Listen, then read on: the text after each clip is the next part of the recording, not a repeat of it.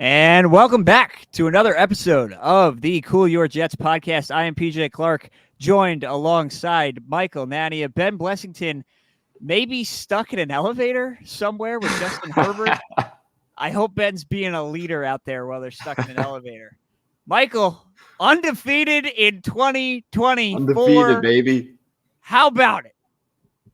How about it? As we all know, there's a very direct correlation between preseason records and regular season. No one has ever gone undefeated in the preseason and gone on to not win a single regular season game. That's never happened before, right? No. That's never happened before. I think we're in the clear here. And not only, as you mentioned, won the New England game to end the year last year. So undefeated in 2024. 4-0. Period. Yeah. 4-0. Regular season notwithstanding. Just a fantastic offensive barn burner. 10-6. Jets defend the Snoopy Bowl title from the regular season game last year. Not an offensive juggernaut game, but the defense showed up tonight for the New York Jets. Yeah, this one felt a lot more eventful than the previous game. Even though the defense was really good last week as well, there wasn't a lot of, individual performances that really flashed or big splashy plays, but this game was the opposite. I mean, you finished the game here with 8 sacks, 13 quarterback hits, 7 pass deflections. There were plays being made everywhere, especially with the pass rush. We got to start with none other than the MVP of this podcast so far in its new era, a man who deserves to have his number retired right now. Number 93, Takk McKinley, 2.5 sacks. This man cannot be stopped. He has earned his way onto the roster. He has earned snaps on game day as soon as week 1. I mean, what else even needs to be said by now? He's got the explosiveness. And in this game, he showed you the finishing ability. He had bend around the corner. He showed some power on a bull rush, and he peeled off and finished a sack. You can't really do anything to stop this man at this point. Even if you're a fellow first-round pick, Evan Neal, he had no answer. Braden McGregor, 2 sacks. Leonard Taylor, the third, sack and a half to go 3 quarterback hits. So a lot of standout pass rush performances from the D-line in this game. Yeah, I mean, again, no Michael Clemens tonight, no Will McDonald tonight. Somebody had to step up. Kind of weird to see no Clemens out there and then see everybody behind him kind of step up the game tonight. But, man, Takk McKinley, listen, Marty Lyons, great player for the Jets. Great, legendary player, sack exchange, legendary radio career, now moving into a different plot in the organization. I don't know. Takk looks pretty special in that 93. That's all I'm gonna say. I'm obviously kidding, but I mean, this was the culmination, I would say, of a pretty strong camp, a pretty strong prior couple games for Takk McKinley that really just kind of hit home tonight. As you mentioned, blew by Evan Neal on the outside, won in a couple different ways. Leonard Taylor was great on the inside, continuing a really strong preseason camp for him. I feel like the defensive line kind of worked as a cohesive unit. You saw a lot of interior pressure being pushed out to those guys on the outside. Takk with a couple cleanups, McGregor with a couple cleanups. Tanzel Smart got in there with the sack, got the big stop on Tommy DeVito on 4th down to end the game. I mean, these are bodies that the Jets will inevitably need. Hassan Reddick notwithstanding, injuries are going to come up against the defensive line. It's going to be interesting. Is there a spot for Taylor? I hope so after tonight, and I hope so after the camp that it seems like he's had in his performance in these preseason games, but they've never kept 5 defensive tackles, interior linemen under Salas, so that's going to be a discussion now heading into cuts for these next couple of days. You'd think Takk did enough. Eric Watts, who knows what he's showing in practice, didn't really show as much in the games as Braden McGregor, who really stood out tonight.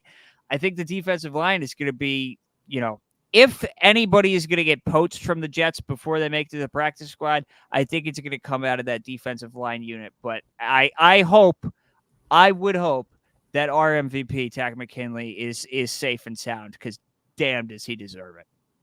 Yeah, I mean, I think the D line conversation is going to be the most interesting part of the discussion leading up to cutdown day, and we'll get deeper into it over the next in our next episode whenever we get to it. But yeah, like I was going over it with Joe Blewett when we were on live during this game, and it's interesting to try and fit these guys in there because, like, I think McKinley, everyone agrees he should make the roster and probably will at this point.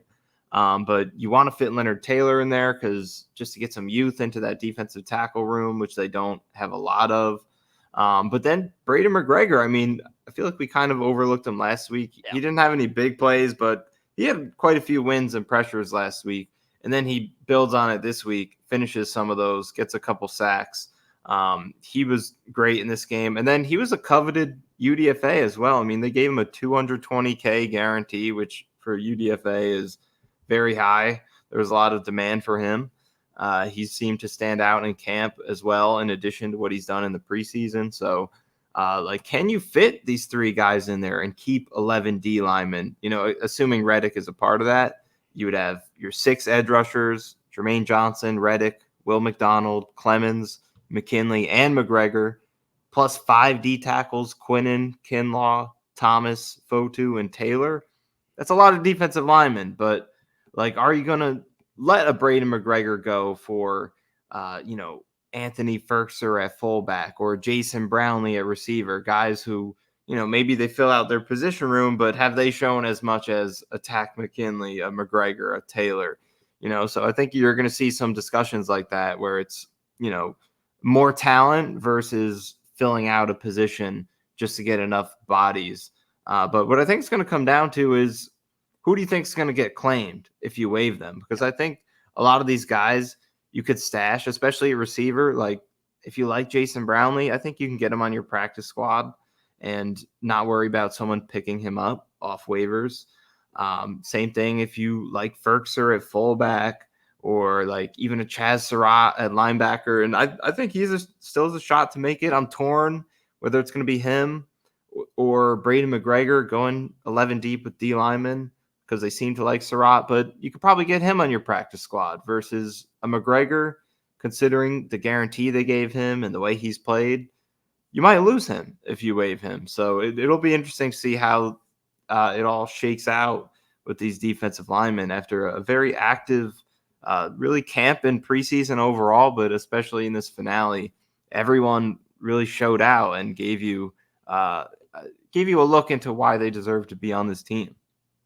Yeah, I think, you're looking for the flash plays, and I think you got them from the majority of these bubble guys that we kept on talking about. I not so much from Brownlee, which was kind of disappointing. He had 5 targets tonight. I mean, he battled, but not really the big standout play that you wanted to necessarily see from him as a guy that might have had a chance. You did it. You get a big Brandon Smith catch at least. Yeah, I was going to say the guy who does keep making those splash plays is Brandon Smith. I mean, he's not really a guy we're talking about as a roster candidate. And I would be surprised, but if you're basing it on preseason play, I mean, he's the guy who's come through every single time when targeted with, I think he had 4 big plays over these 3 games, Yeah. which is probably more than the rest of these receivers combined in preseason. So, like, if you're basing it off that, he does have a case, but at least So he's earned a practice squad spot. yeah, that's a guy who maybe you think you have an easier time just as more of an unknown as than Brownlee, who at least has had real game reps before and could go get claimed by somebody. Who knows? But I think it's going to be interesting. Obviously, you have Irv Charles in that wide receiver room that doesn't really count towards the wide receiver count, but that's a spot in that room that presumably is going to be filled. I mean, I think I'd be surprised if the Jets cut him. I don't know if he's necessarily a lock, but I feel like he's going to be in there. Chaz Surratt, I thought had a really good game. Obviously, had that big 4th down stop early. That's a guy they like that got called up and activated off the practice squad early last year, then signed to the active roster that has been around now and has been a special teams ace. So what do you if you're having 2 basically exclusive special teamers in Surratt and Charles, like is that going to be worth it? What can Right. other guys give you there? I thought Stiggers popped again. I'm really interested to see how he kind of gets deployed in the regular season. I think he's going to give you some nickel versatility. I think he can give you some safety versatility. I'm really excited to kind of just, for such a raw prospect that hasn't played a lot of organized football and didn't play in college, obviously, like I feel like he's pretty moldable. Jeff Ulbrich and Saleh have shown that they are able to create something out of nothing there. And there's not nothing there. There's a lot of talent that I'm very, very excited to see how that is utilized in the regular season. I would expect him to be a big contributor on special teams, but like we keep saying, there's only, these bottom 8, 7, 6 spots that are really up in the air. I don't know if they necessarily became a lot clearer after tonight, but everybody in those conversations really, I feel like at least gave us something to talk about here. Yeah, I don't think it became clear. I think it became muddier, but in a good In a way good because way. a lot of people are making cases. So, and one guy on offense who very much strengthened his case, Izzy Yeah, Abanikanda. that I one kind mean, of came out of nowhere, didn't it? yeah, I mean, he's like, I'll admit it. I've been pretty skeptical of him. I feel like, he didn't show a limited sample in the regular season and preseason, but didn't show a ton last year. And then it didn't seem like he was generating a lot of noise in camp this year. First preseason game didn't do too much, but last week it wasn't the flashiest game in terms of the stats or the highlights, but he was running harder. You could see it. He was finishing runs a little bit better. There's more power to his game than we had seen before.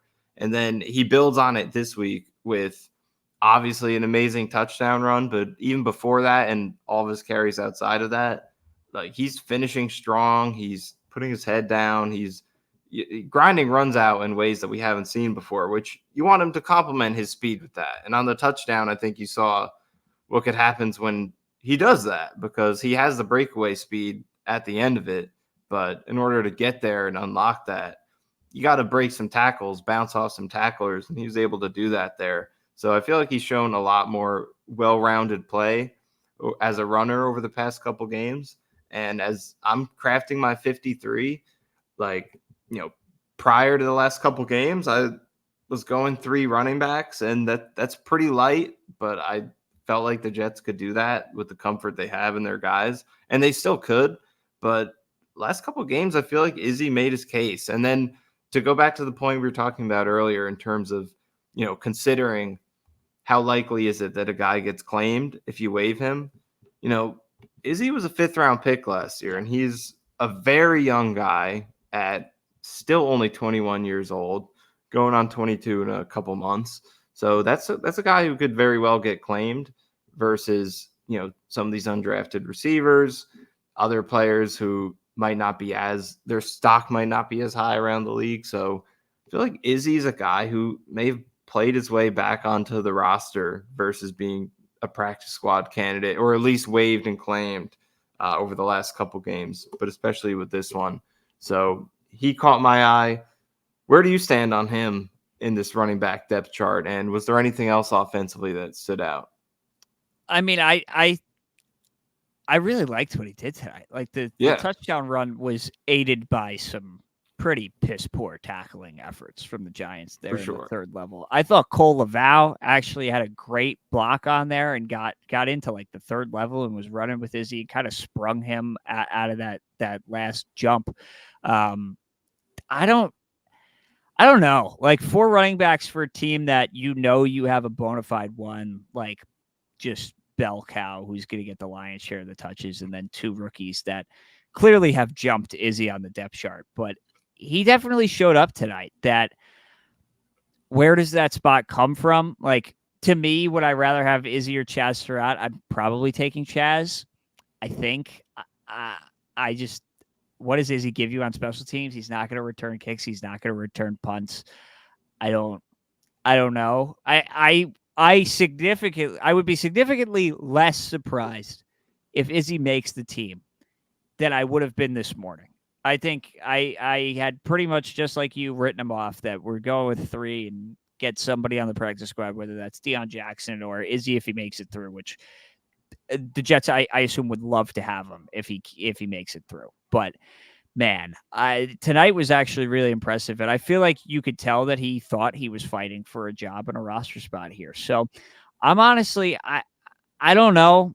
I still lean towards no, I think right now, but I would be less surprised if that's the direction and they try to make room for him and maybe go without a Brownlee. Other than him offensively, Xavier Newman went out early. Salah said in post game that he's going to be okay. That he could have came back into the game, which I think is a great sign for Xavier Newman. That played. I think he got hurt in the second series. That they just held him out. Like I would assume he's safe. Like he's been great through the first couple games and is Yeah. probably your top interior depth there.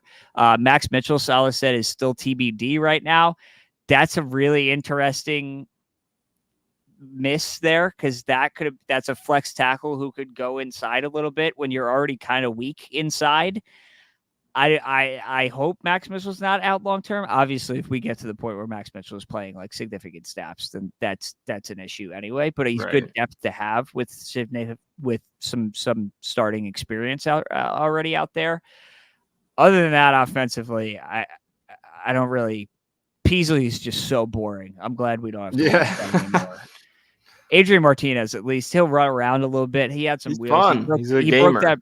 Yeah. that big run. I hope he's on the practice squad. I hope we never have to see him this year, but um, he at least made it fun to watch. Really, offensively, I don't have much other than Izzy. I thought Laval looked good, and you're obviously conscious of that Max Mitchell injury and seeing where that takes you, especially at a spot interior where maybe you were just thinking you could keep him as a tackle, a fifth tackle, and kind of flex him inside versus, all right, if he's out, he's going on IR for the first 6 weeks. Obviously, he's got to make the 53 in order to do that. But then where do you stand there? You hope it's not a long-term injury on Max Mitchell. Yeah, and the Newman news that you brought up is huge because when he went down like that, like obviously the Jets held out the majority of their important players in this game, but out of the people who could get injured in this game that would have a significant effect on the roster decisions and the regular season, like Newman was up there because, like you said, the guys played really well these first 2 games, did it at multiple spots at guard and center. Young player who still had every opportunity to show that he could take a leap this year. So it seemed like he had legitimately improved and showed that he could be one of your top interior backups and kind of remove the need to sign someone because I think going into training camp, it did seem like a hole. Like, okay, you've Wes Schweitzer, but outside of that, it was, Newman, like all these guys who are just fringe players who haven't really proved much, but he had shown a lot of development, played well the first 2 games at multiple spots. It has seemed like he's locked down a roster spot as a backup interior lineman next to Schweitzer. But yeah, if he were to be out for an extended period, then you start to wonder, like, are you really going to go with Jake Hansen or Chris Glazer instead of signing someone else? It would bring up that possibility. But for Salah to say that Newman should be fine, that he could have kept playing, and that they essentially held him out for health precautions, seems to me that he's going to make the roster and be all right. So that's good news. But Mitchell, as you said, like, then if he's out, do you turn to the free agent market, the cut down market, to see if you got to pick up someone there to fill that spot? And we'll see with Yeboah too, who I think we're all assuming is locked down the roster spot as the third tight end. Salah said it seems like they avoided anything serious, but does that still mean a couple weeks? We'll see what happens with him. But yeah, I mean, other than that, offensively, we talked about receivers a little bit. Brandon Smith made another huge catch. Brownlee, again, targeted a few times, but had a couple short catches, but didn't do too. The one time he got pass interfered with, Yeah, I that was thought that was a that was pass ridiculous. interference. That was pretty awful. So he should have had a PI, had them set up the goal line there. A loser from this game offensively. I mean, Zach Kuntz has not shown any football playing ability. That at was this dude. point. That was when Can they we all showed agree on slow that? mo. the slow-mo of the ball just going through his open hands was just absolutely brutal. And that's like, I don't know, like he was an athletic freak coming out of college and like blew up the combine, and that's really how he got on a lot of people's radars. But man, it was tough out there tonight. And when you're looking like, is it Yeboah? Is it Ferkser? Is it both of them? Are you keeping a tight end on the practice squad? Is it Zach Kuntz, or would you rather have like Anthony Ferkser, who is like, at least a veteran player who's been around the block a little bit at this point?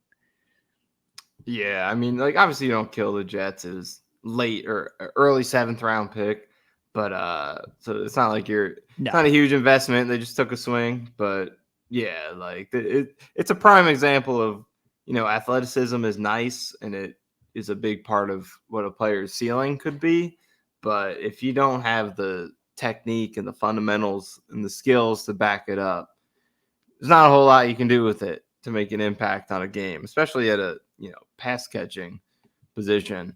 If you can't catch the ball, so Zach Kuntz has not shown us much of anything to hold on to. Even on special teams, there hasn't been anything noticeable with him. So he might still make the practice squad just because of the upside that comes with a 10.00 RAS score. But yeah, he's definitely not taking advantage of his opportunities to show out. No. In addition to that, I mean, I think an interesting storyline from this game, nothing to panic about just yet, but Greg Zuerlein missed 2 field Yeah, goals. that was my Not next note. something we Not expected great. to see. Not great, but only 1 game, so I won't panic yet. He was perfect in the other 2. But yeah, obviously something you would prefer not to see than to see. It's not great. I mean, I was surprised when they sent him. I honestly was surprised when they sent him out there for the second one, much less the third one. I thought it was totally going to be Siebert for the third one, but Yeah. that was alarming. I mean, it's just not fun to watch when you think you have a consistent kicker that has been so good the last couple of years when he just misses 2 in a preseason game. It's not a good feeling. I mean, it's like you said, it's not time to panic, but I feel like that is probably a legitimate takeaway to come out of this game, that you got to acknowledge that happened and move forward. And Siebert was really good this preseason and throughout camp seemingly. So does somebody try to make like a conditional 7? You brought up Kari Vedvik, that obviously Yeah. notably happened. Can they do that? And I don't think you're trading Greg Zuerlein. I hope you're not trading Greg Zuerlein, but I don't know. Could you get something for Greg Zuerlein where you couldn't get something for Austin Siebert? I guess that's technically possible. So maybe this was an audition for other teams. I really have no idea. I was very surprised to see him kick the third Yeah, one. it was weird. I mean, maybe they feel like they already have something locked down for Siebert, and they're like, let's not risk injuring him to make sure, Yeah, that could be true. like, that we could still go through with one of those trades. So it was odd, but I won't panic too much. But I just pulled up Zerline's game log here to see the last time he ever missed 2 kicks in a game at all, and he never did that for the Jets over his 2 seasons with them. Never had multiple missed field goals in a game. Last time he did it was in week 1 of 2021. So this is pretty rare for him, but hopefully not a sign of things to come. Other than that, I mean, Brandon Codrington had another good punt Yeah, return. I'm. Um, I don't know. Like I saw Robbie put out his 53-man roster projection like halfway through this game and said Codrington was the first cut. I think he's made a really good case.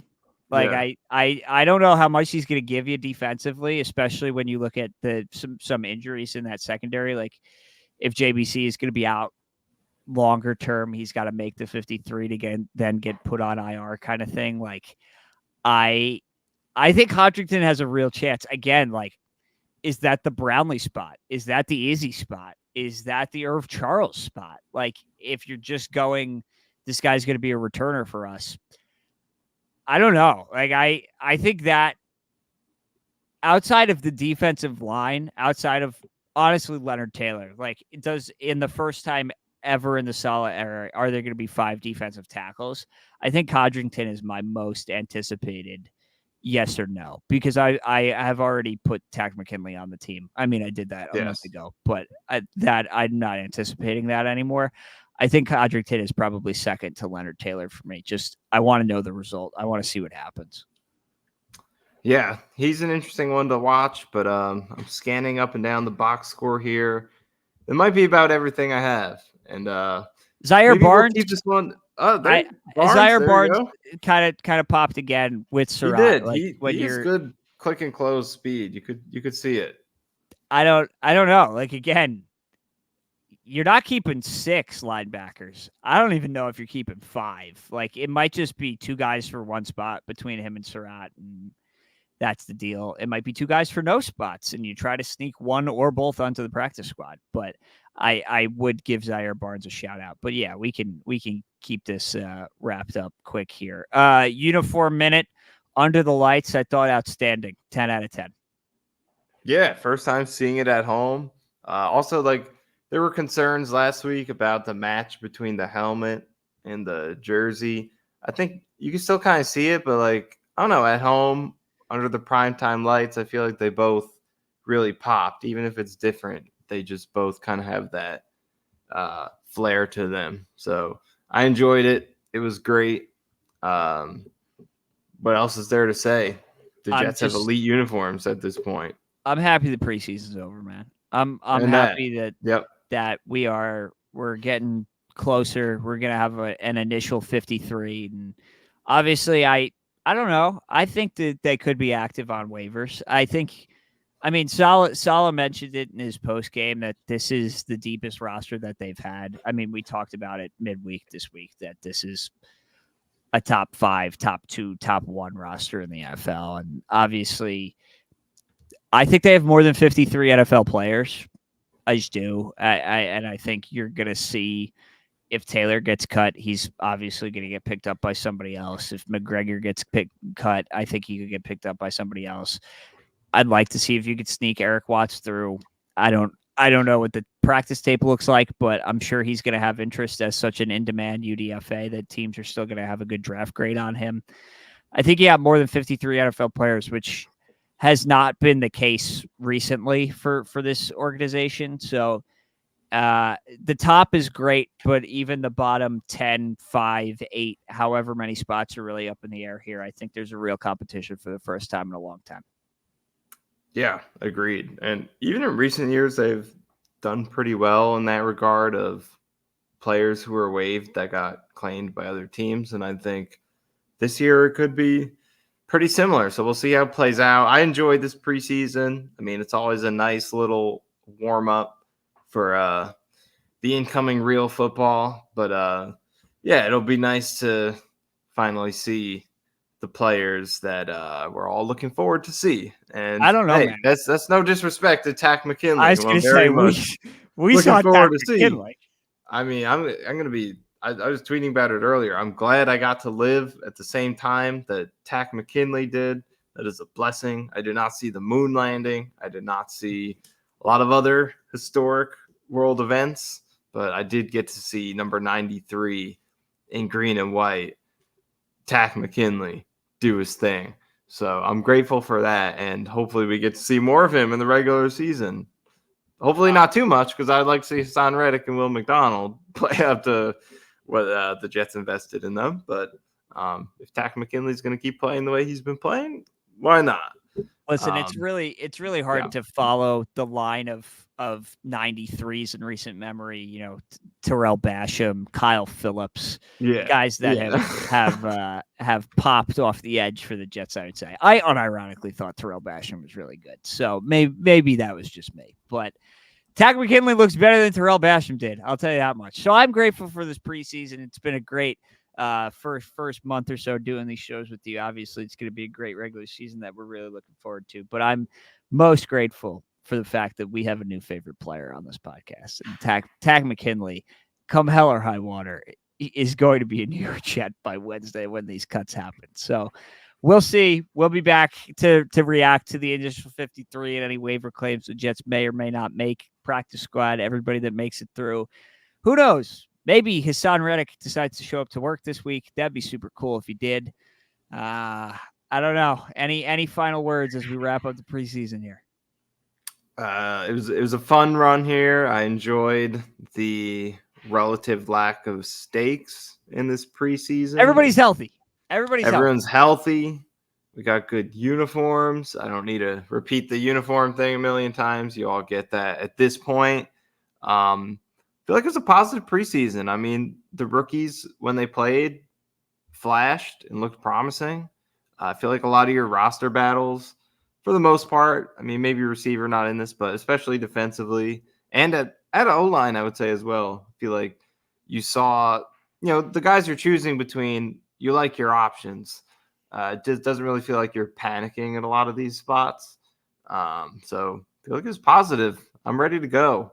I'm ready to do this. Both on this podcast, I'm looking forward to real game previews and recaps and all that when we're actually like kind of going hard in terms of the preparation Dude, for those, I because want to we talk really about go off the cuff on these. I want to talk about Aaron Rodgers playing football for I the want to Jets talk so about Aaron bad. Rodgers I want and to Brees talk Hall, about Aaron Rodgers Garrett so Wilson, bad. Quinnen I can't wait. Williams. Let's do it. I can't wait. But keep it locked. We'll be back this week Tyron to react Smith. to the Got to roster. throw Tyron Smith in there. Yeah, Talk we about got Tyron Smith playing football. Hall of Famers across the board, baby. CJ Mosley, let's CJ cook. Mosley. Let's get it out here. Ashton Davis. Yeah. Yeah. I believe in you, Ashton Davis. Screw it. Why not? Thomas Morstead, let's go. Let's build, burn the ships. We're going with what we got. That'll do it for this quick episode. Jets Snoopy Bowl champions again, undefeated in 2024. We'll be back to react to the roster. Keep it locked. Jets X Factor. Michael's going to be breaking down this game all week, I'm sure. Takk McKinley season, baby. Get ready for it. Coming up soon.